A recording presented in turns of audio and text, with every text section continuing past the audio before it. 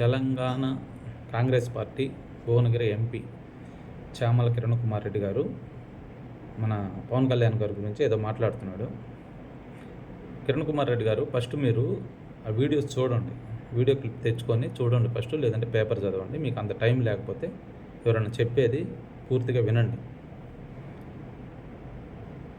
TV డిబేట్లో మీ MLC ఒక ఆయన పాకిస్తాన్ అంటే నాకు ఇష్టం, పాకిస్తాన్ని నేను ప్రేమిస్తా, నువ్వు ప్రేమించకపోతే నాకేంటి, ఆయన ఏ ఉద్దేశంతో అన్నాడంటే, ఒక బీజేపీని వ్యతిరేకిస్తే నాకేదో కొంచెం జర ఫేమ్ వస్తుంది, రేవంత్ రెడ్డి గారు నన్ను మెచ్చుకుంటాడు, ఎలాగో ఎమ్మెల్సీ ఇచ్చిండు కదా, ఇంకా జర ఏమన్నా ఇస్తాడేమో అని కొంచెం తొందరపడి అట్లా ఒర్లిండి అక్కడ. దానికి మీరు పవన్ కళ్యాణ్ గారు మాట్లాడింది ఏంటంటే, ఈ విషయంలో ఈ విధంగా జరుగుతుంటే పాకిస్తాన్ ప్రేమిస్తానంటారేంటి? మీరు పాకిస్తాన్ ప్రేమించే వాళ్ళు అయితే మీరు పాకిస్తాన్కి వెళ్ళిపోండి, ఇక్కడికి ఎందుకు? ఇప్పుడున్న సమస్యలు ఏంటి? ఏం జరుగుతుందాడ? పాకిస్తాన్కి ఇండియాకి మధ్యలో ఏం జరుగుతుంది? అది దాన్ని దృష్టిలో పెట్టుకొని మాట్లాడాలి.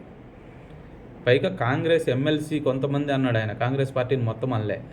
ఏదో కాంగ్రెస్ పార్టీని మొత్తం అన్నట్టుగా నువ్వేదో జర గుంజుకుంటున్నావు.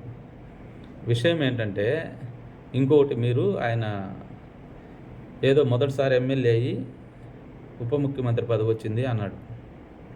ఆయన ఊరికే ఎమ్మెల్యే అవ్వలేదండి, ఊరికే ఉప ముఖ్యమంత్రి అవ్వలేదు. మీకు ఎరకలేదా? గత 15 సంవత్సరాల నుంచి ఆయన పడిన కష్టాలు, ఆయన పడిన అవమానాలు, ఆయన సొంత డబ్బు ఖర్చు పెట్టుకున్న పార్టీని నడుపుకుంటూ 21 మంది ఎమ్మెల్యేలను గెలిపించుకొని, 2 ఎంపీలను గెలిపించుకొని ఆయనకి ఉప ముఖ్యమంత్రి పదవి వచ్చేలాగా చేసుకున్నాడు ఆయన. నీకేముంది? నువ్వు ఎంపీ కాకముందు ఎవరికన్నా ఎరుకుండేనా నువ్వు? అసలు నీ గురించి ఎవరికన్నా తెలుసా? అసలు నీ పేరు ఇదే ఫస్ట్ టైం వింటున్నా నేను. ఏదో రేవంత్ రెడ్డి పుణ్యమని నీకు ఎంపీ సీట్ ఇచ్చారు, ఏదో గెలిచినావు అంతే, టైం మంచిగుండి. పవన్ కళ్యాణ్ గారు టైం మంచిగుండి కాలే, నీ టైం మంచిగుండి అయినావు.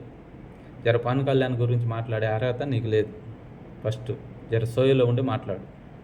ఈ విషయంలో తెలంగాణ జనసేన నాయకులు ఏం చేస్తున్నారో అర్థమవుతలేదు.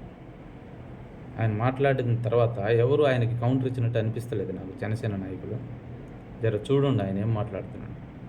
ఆయన జర సోయిలో ఉండి మాట్లాడేలాగా ఆయనకు అర్థమవుతాడు, చెప్పండి కొంచెం.